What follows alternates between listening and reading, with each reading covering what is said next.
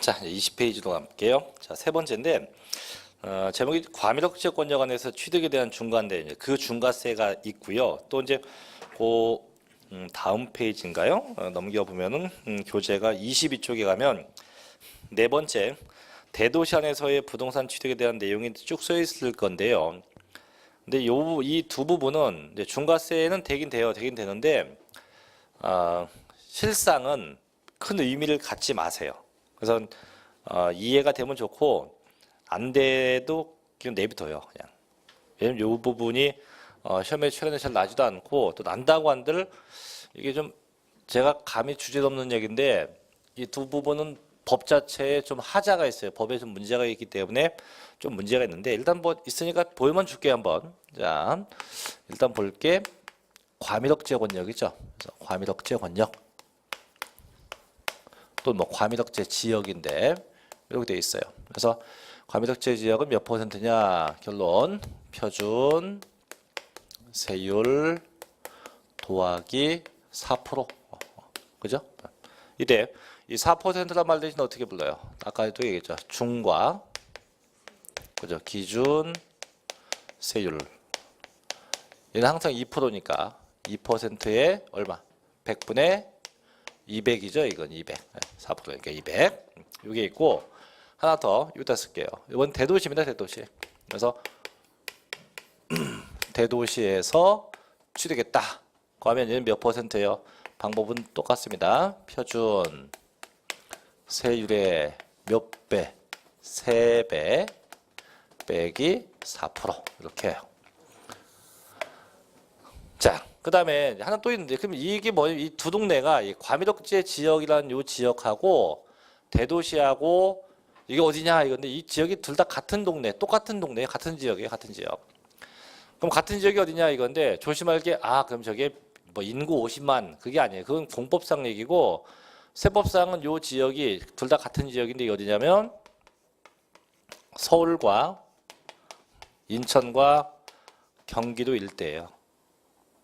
일대. 그래서 요 지역을 보고 저희가 과밀억제 권역 혹은 대도시라고 불러요. 근데 웃긴 게 봐요. 그럼 똑같은 지역인데 어떤 놈은 몇 퍼센트? 플러스 4. 어떤 놈은 뭐고? 빼기 4. 이게 웃기다는 얘기지 이게. 왜 같은 지역에서 사는데 그럼 뭐가 좀 차이가 있나요? 자, 가봅시다 한번. 참고로 결론부터 합시다. 근데 내용을 쭉 하다 보면 얘하고 두 개가 동시에 중복이 되는 경우도 있어. 또 중복되는 경우가 있어요. 중복되는 경우가 있어요. 그때는 이거 쓰는 것도 아니고 얘도 안 쓰고 이걸 써요. 중복되면 표준 세율의 보장 3배를 씁니다. 3배. 중복되면. 그래서 거의 실무에는 얘를 씁니다. 실무상 가면. 그러니까 저거 이거 있는 게 솔직히 의미가 없어요. 그래서 실무상 거의 얘를 쓰고 또 이 내용을 갖고 아마 이런 얘기하면 안 되는데 시청 세무과 같은 데 가서 전화해서 물어보세요. 그러면 그분들도 잘 대답 못해요. 이게 상당히 법이 좀 애매하기 때문에. 근데 더 웃긴 건 현실 가능성은 없는 게 있어요. 그래서 일단 볼게요 한번. 그럼 1번. 자, 첫째 어디서 과밀억제 지역에서 자, 그럼 누가 중과세냐면 얘가 중과예요. 법인의 부동산 취득이에요. 그래서 그 법인이 부동산 취득하면 중과합니다. 그럼 일단은 아까 얘기했죠. 과밀억제 지역이 어디입니까? 서울과 인천과 경기도인데 이 지역에서 취득한 애가 누구일 때 일단 법인만 중과. 법인. 그럼 개인은 중과 아니에요. 법인만 중과합니다. 법인만. 그럼 대체 어떤 법인이 중과합니까? 모든 법인이에요. 모든 법인. 그게 영리법인이건 그 법인이 비영리법인이건 관계없이 모든 법인 다 중과합니다. 대신에 법인 중에서 영리법인은 본점, 비영리법인은 주사무소. 그래서 본점하고 이 주사무소만 중과가 돼요.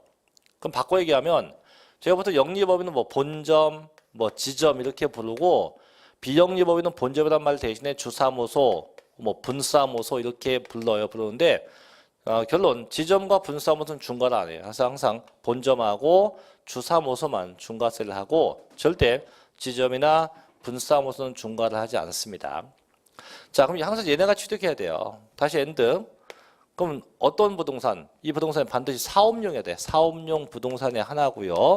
사업용 부동산만 중과가 돼요. 바꿔 얘기하면 마찬가지 비사업용은 또 중과 안 합니다. 그 다음에 다시 엔드 그 취득이 반드시 원시 취득이어야 돼. 신축이나 중축 같은 원시 취득일 때. 그래서 이 상태일 때 중과. 그럼 결국 과밀억제권역에선 누구만 중과한다? 본점하고 주사무소가 취득해야 되고 사업용이어야 되고 원시 취득에 대해서 중과세야 한다. 몇 퍼센트? 플러스 4%입니다. 몇 퍼센트 플러스 4% 이렇게 중과가 돼요. 그러면 그대로 갑시다. 대도시 갑시다. 자, 1번. 대도시에서 제목 잘 봐요. and 법인의 부동산 취득입니다. 자, 대도시가 어디예요? 아까 얘기했어요. 서울과 인천과 경기도입니다. 누가 취득했대요? 법인이. 그러면 표현 방법만 다르지 저쪽에 있는 거하고 똑같잖아요. 그죠? 근데 다른 게 뭐 달라? 세율도 달라요. 그럼 대체 그럼 대도시에서 취득하면 어떻게 취득해 준 거 아니야? 자, 역시 법인 모든 법인입니다. 똑같아. 그 법인이 영리법인이건 그 법인이 비영리법인이건 관계없이 다 똑같다 이거죠. 똑같아. 다만 그 법인이 취득하는데 조건이 붙어요. 어떻게 붙냐면 그 법인이 즉 수도권 과밀억제 권역에 설립하든가 혹은 전입하기 전에 설립이나 전입하기 전에 취득을 한 건지 또는 설립이나 전입 이후에 취득한 건지 요게 구분돼. 요게 뭐 형식상 구분되는 것 뿐인데 일단 보셔요. 결론 취득한 애가 누구냐 할 데가 없네 더 이상 제가. 자, 본점 또는 주사무소 또 지점 또는 지점 또는 분사무소 그 다음에 그게 원시 취득이건 승계 취득이건 대신 사업용일 때 중과합니다. 이렇게 중과하고 이유는 똑같아요. 다 똑같은데 뭐가 포함되냐면 끝에 비사업용이 포함돼요. 비사업용 부동산도 포함해서 중과합니다. 즉 결국은 대도시에서 취득했다 하면 전부 다 모든 법인 즉 지점이 포함되고 승계 취득이 포함되고 그 다음에 비사업용도 포함돼요. 자, 그러면 여기서 제가 동그라미 쳐볼게요. 자, 지점 분사무소 승계 취득 비사업용 이 단어를 무시하면 쟤네가 아니었다고 취득한 쟤네가 아니었다고 가정하면 남는 게 뭐예요? 본점 주사무소 또 원시 취득 또 사업용이죠. 그렇게 되면 어떻게 해요? 어머? 얘하고 중복된단 말이에요. 그죠? 그렇게 되면은 이거 쓰는 것도 아니고 이거 쓰는 것도 아니고 뭘 쓴다? 이걸 쓴다는 얘기예요. 그러면 여기는 있는데 여기는 없는 게 있죠. 그죠? 지금 뭐가? 지점, 분사무소, 승계 그렇게 단어가 붙으면 그땐 얘를 쓸 수 없고 얘를 쓴다는 얘기예요. 얘를 쓴다. 그러면 실상 그러면 이거 쓸 일은 실무상은 없다는 얘기예요. 왜?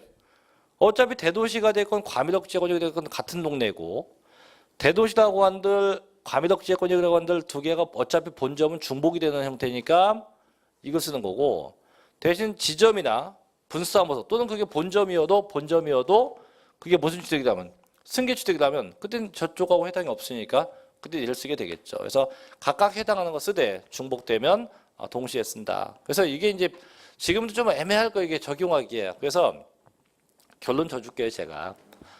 그냥 과밀억제 권역 붙으면 예 더하기 4 생각하면 되고요. 대도시 하면 얼마? 3배 빼기 4 하면 되고요. 두 개가 중복된다. 그럼 몇 배?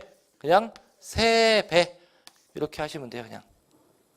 내용 볼 거 없습니다. 그냥 안 봐도 돼요. 그래서 무조건 세 가지 정도 이렇게 얘하고 얘만 기억하십시오. 이거 기억해도 요거 한 번도 시험 난 적 없어요. 이거 지금 다 이제 두 번째 갑시다. 이제 2번 또 있어요. 두 번째 뭐냐면 2번은 마찬가지 과밀억제 권역에서 and 자 공장 신증서죠. 공장 얘는 현실하고 좀 뭐 거리가 멉니다. 자, 과밀도적 지원이 어디냐면 서울과 인천, 경기도 똑같아요. 이런 지역에서 뭐 했대요? 공장 짓는데요.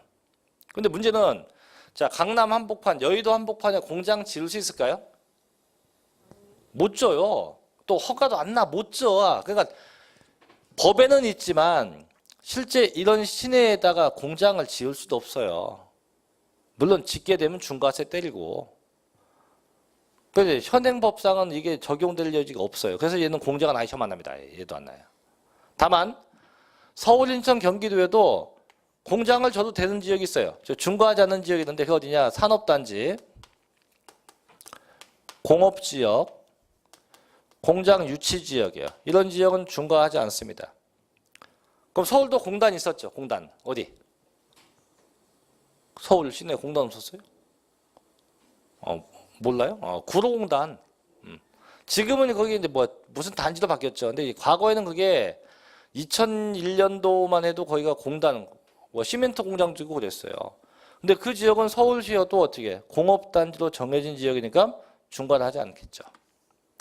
그때 당시, 지금은 아니겠지만. 그래서 이 지역은 빼고. 그럼 공장을 집니다. 그럼 대체 어느 정도 줘야 되냐? 이게 공장도 커야 돼, 커야 돼. 그래서 첫째, 공장이 자, 신설되는 경우라면 반드시 생산 설비가 있는 상태에서 그 공장 면적이요 500제곱미터 이상 돼야 돼요. 둘째, 공장이 증설되는 경우라면 공장 면적의 100분의 20 이상이 증설되든가 또는 330제곱미터가 초과되게끔 증설돼야 돼요. 그럼 중과 물건이 뭐냐? 자, 중과 대상이 있는데 이 대상 물건은 일단 공장이니까 공장 건축물 중과되겠죠? 건축물. 그다음 공장 땅도 중과하죠. 공장의 그 부속 토지도 중과합니다. 부속 토지. 또 인데 공장의 차도 중과 차. 또 공장의 뭐까지? 기계 장비까지 같이 중과해요. 이렇게 됩니다. 자, 두 번째 2번 마찬가지. 대도시에서 똑같아요. 대도시에서 엔드 뭐 했다? 공장 신증설 했다. 제목도 같죠, 그죠? 내용도 똑같아요. 내용도 얘네하고 내용 동일합니다. 다만 차이점이 뭐냐면 이 대상, 중과 대상만 달라요. 이 중과 대상이 다른데 이 중과세 대상이요. 아까 얘는 건물, 토지, 자동차, 기계장비였죠? 얘는 그 대상이 건축물과 엔드 그 부속 토지만 중과를 하고요. 대신 차와 기계 장비는 중과가 없습니다. 요것만 달라요. 그래서 얘도 큰 의미는 없습니다. 그래서 이게 이제 뭐 그게 어디가 써 있냐면 내용이 쭉 써 있는 게 한참 넘겨서 계속 넘겨서 24쪽까지 써 있는 겁니다. 25쪽까지네요. 25쪽, 26쪽까지네. 거기까지 재 써 있는 거예요. 재. 써 있는 건데 아까도 얘기했죠. 그냥 집에서 읽어보고 마세요. 그럼 결론 줘줄게요. 과밀로 시작되면 몇 퍼센트 한다고요? 표준세율 더하기 4%. 대도시 하면 몇 퍼센트? 표준세율의 3배 빼기 4%. 두 개가 동시에 중복된다면 표준세율의 몇 배? 3배를 쓴다. 이렇게만 기억해요. 얘만. 딴 거는 내비두고. 근데 중요한 게 하나 빠졌어요. 뭐가 빠졌냐면 법인이건 공장이건 항상 이 회사가 혹은 공장이 꼭 주의하세요. 비도시형 업종일 때만 중과됩니다. 얘는 시험 잘 납니다. 무슨 업종일 때? 비도시형 업종일 때만 중과세가 돼요. 비도시형 업종만 중과를 하고 바꿔 얘기하면요. 도시형 업종은 중과하지 않습니다. 그래서 항상 비도시형 업종만 뭐한다? 중과세 한다. 얘는 시험 잘 납니다. 그럼 도시형 업종이 뭐고 비도시형 업종이 뭐냐 이건데 자 도시형 업종은요. 도심지 한복판에 있으면 좋은 거. 예를 들면 은행, 뭐 백화점 이런 것들이고요. 자 비도시형 업종은 도심지 한복판에 있으면 별로 안 좋은 겁니다. 예를 들면 뭐가 있냐면 시멘트 회사 같은 거. 자 시멘트 공장이 집 주변에 있으면 좋겠죠. 시멘트 공장이 집 주변에. 난 좋을 것 같은데 빨래해 놓고 이렇게 툭 널어놓으면 빳빳하게 굳잖아요. 안 그런가? 그럼 신나 공장 신나. 이게 뭔지 아세요 이거 신나? 페인트 할 때 바르는 거 넣는 건데요. 휘발유 냄새 비슷하게 나요. 그래서 이제 기분 울적할 때 요거 냄새 맡으면 신나. 이게 옆에 있으면 좋겠죠, 그죠? 안 좋아요 이것도. 네. 이런 게 다 비도시형 업종. 그래서 도심지에 있을 때 별로 좋지 않은 게 그게 전부 다 무슨 업종? 비도시형 업종입니다. 그래서 그런 업종에 대해서만 중과하고 절대 도시형 업종들은 중과세 있다 없다? 중과세 없다. 그래서 여기까지만 내용을 알고 계시면 됩니다. 자, 그래서 이렇게 정리해 봤고요. 쭉 넘어갈게요. 27쪽으로 갑니다. 27쪽으로 그거까지만 하면 되겠네요. 자, 27쪽 6번. 자, 세율 특리로 갈게요. 특리 이제. 자, 6번 가죠. 이제 세율 특례인데, 이제 특례는 이제 뭐냐, 이게 특이한 예인데, 아까 배웠던 거 있죠. 표준세율도 있었고, 그 다음에 지워놨지만 뭐 중과되는 것도 있었는데, 그걸 다 무시하고 특이하게 적용한다. 어떻게 쓴다? 특이하게 적용한다. 이거예요. 그래서 특례 세율을 하는데, 그래서 1번 보세요. 두 가지가 있는데, 다음 중 어느 하나에 해당하는 취득에 대해선 표준세율에 대해서 중과 기준세율 즉 1000분의 20을 뺀 세율로 산출된 세액을 그 세액으로 한다라고 되어 있죠, 그죠? 그래서 넘겨보시면 그 뒷페이지에 있어요. 자, 뭐 빼기 뭡니까? 결론은 표준 세율 빼기 2% 중간에 내비둬요. 이렇게 하는 게 있고요. 하는 게 있고 그 다음 페이지 가면 2번입니다. 2번. 2번에 가면 다음 중 어느 하나에 해당하는 취득에 대한 취득세는 중과 기준 세율 무조건 1000분의 22%예요. 2%를 적용해서 계산되는 금액을 세액으로 한다. 그럼 무조건 몇 퍼센트? 무조건 2%예요. 얼마? 무조건 2%. 그래서 두 번째는 무조건 2%만 쓰는 게 있다. 무조건 2% 하는 게 있다. 이 두 가지. 그래서 하나는 빼기 2%, 하나는 그냥 2%입니다. 요것도 참 달라요. 그럼 대체 어떤 경우일 때가 앞에 있는 거예요? 요 표준세율 빼기 2%를 쓰고 어떤 경우일 때가 그냥 2%인지 자 보자 이거죠. 자 볼게요. 일단 28쪽에 네모 갑니다. 중간에 네모. 자 1번부터 7번까지 있는데 그 1번부터 7번은 무조건 뭐 빼기 뭡니까? 표준세율 마이너스 2%라는 얘기예요. 그럼 첫째 1번. 자 환매 등기를 병행하는 부동산 매매로서 환매 기간 내에 그 환매 기간이 보통 5년입니다. 5년 내에 매도자가 환매한 경우 그 매도자와 매수자와의 취득돼 있어요. 그럼 여기서 중요한 게 이제 환매인데 환매도 일종의 매매예요.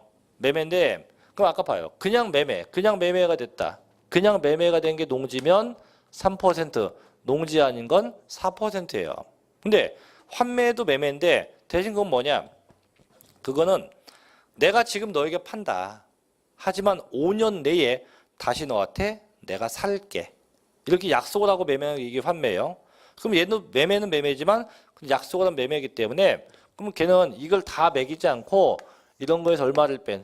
2%를 빼서 세금 매긴다. 그럼 첫째, 그럼 환매인데 그럼 내가 환매로 한 게 농지였다. 그럼 농지는 그냥 매매가 되면 3%지만 그 매매 조건이 무슨 조건? 환매 조건이었다면 3에서 얼마를 뺀? 1을 뺀 1%만 내면 된다 이거예요. 그게 농지 아닌 것도 마찬가지. 원래는 매매되면 4%인데 그게 환매 조건이다. 그럼 4 빼기 얼마 하면 돼요? 1을 빼면 몇 퍼센트? 2%만큼 과세하겠죠. 저게 환매고. 두 번째 갑니다. 자, 두 번째 조심해야 돼요. 상속으로 인한 취득 중 다음 중 어느 하나에 해당하는 경우 두 가지인데요. 첫째는 상속인데 첫째는 1가구 1주택이에요. 둘째는 자격농지입니다. 자격농지. 그래서 두 가지는 상속받으면 역시 1을 빼요. 여기 봐봐요. 아까 상속받은 게 농지면 얼마? 2.3%인데 뭔지 몰라도 그게 자격농지면 2.3이 아니고 1 뺀 0.3이 되고요. 농지 아닌 기타 물건은 2.8인데 그게 뭐였다면 1주택이었다면 2.8에서 얼마를 뺀? 1 뺀 0.8만 내면 돼요. 그럼 자격농지부터 할게요. 저게 뭐냐면 저희 아버지 부친께서는 실제 농사꾼이에요. 농사 짓는 분이에요. 농사꾼이 농지가 있어요. 농지도 있는데 근데 아버지 연세가 이제 83세. 현재 지병이 있으시고요. 솔직히 뭐 좀 시한폭탄 같으신 분이세요. 지병이 워낙 많아갖고 언제 돌아가실지 모를 지경인데, 그래서 이제 지금 제가 촌에 가서 농사를 제가 농사를 실제 집니다.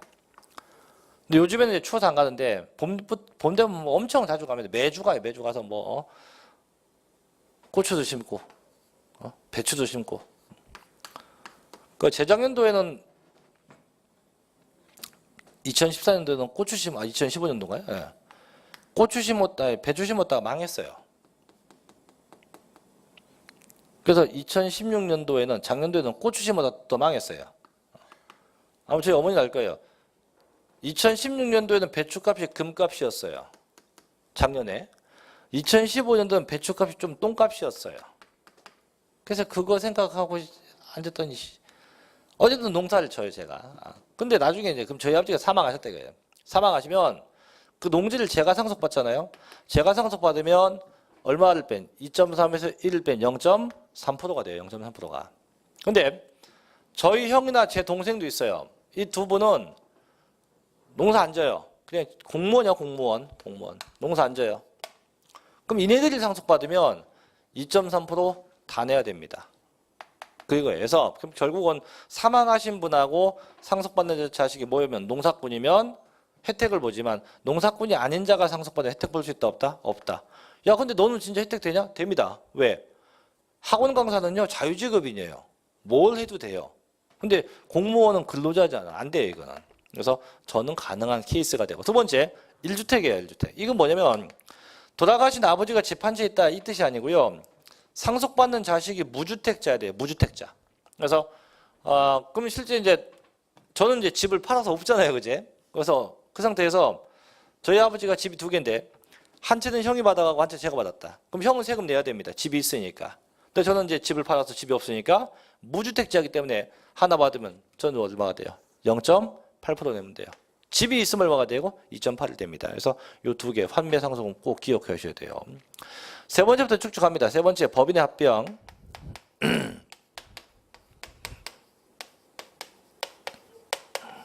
그다음 분할.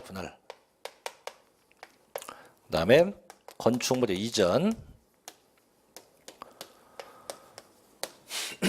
그다음에 이혼 시 분할. 그다음에 7번에 있는 게 그 밖에 대통령령으로 정한게 그게 뭐냐면 임목의 취득이에요. 임목의 취득이에요. 임목.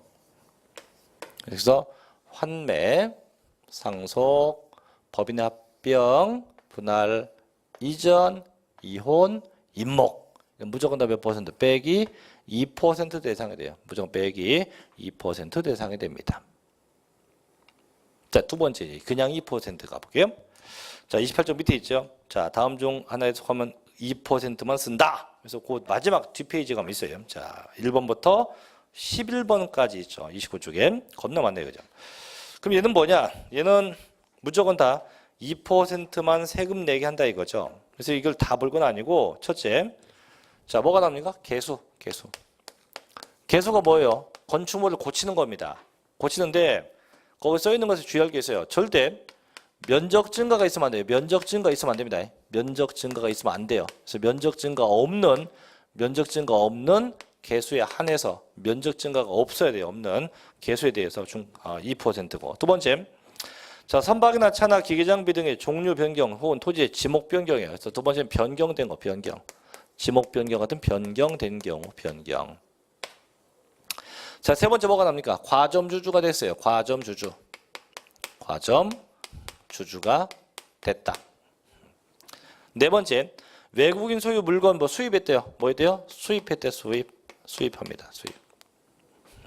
그다음에 다섯 번째, 뭐 시설 대여업자. 여섯 번째, 차나 기계 장비. 일곱 번째, 레저 시설. 이런 건 뭐 됐고요. 자, 8번 갑니다. 8번에 무덤과 이에 접속된 시설물로서 자 지적 공부상 지목이 뭐예요? 묘지. 그래서 뭐 지목이 묘지인 거. 묘지.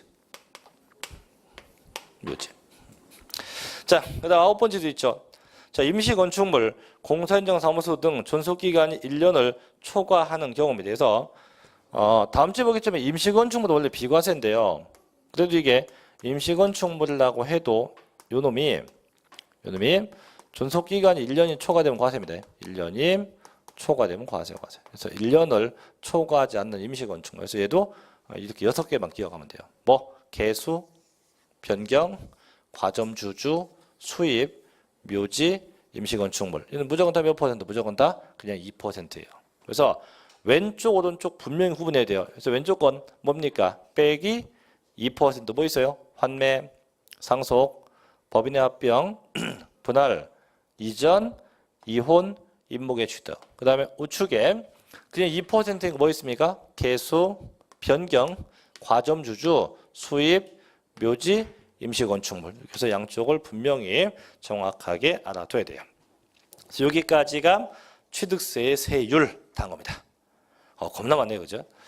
자, 그럼 결국 다시 한번 쭉 정리합시다. 일단 과세 표준은 어쨌든 취득가액이에요. 근데 그건 됐고, 일단 기본율을 꼭 기억해야 돼서 내가 유상 취득한 게 농지다 1000분의 30, 농지 아닌 거 1000분의 40, 상속받은 농지 1000분의 23, 농지 아닌 거 1000분의 28. 그 다음에 세 번째, 증여받은 건 조심해야 된다. 그래서 증여받은 건 물건이 뭐냐가 아니라 누구냐 해서 비영리자면 얼마? 1000분의 28, 일반인은 1000분의 35.